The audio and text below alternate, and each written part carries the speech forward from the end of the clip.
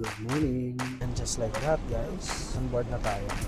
And just like that, in Bangkok. So, fashion features. Papunta ako ng BTS Chitlom Station. Chidlom. Tawa ako dito sa banks ko, guys. Paabutin ko pa ng 1,000 subscribers yung vlog ko. And tayo today, shorts. Ano lang tayo, pamalengke. For my 30 subscribers, I will keep on improving. DJI kasi itong gamit ko na camera. Para lang makapag-vlog na.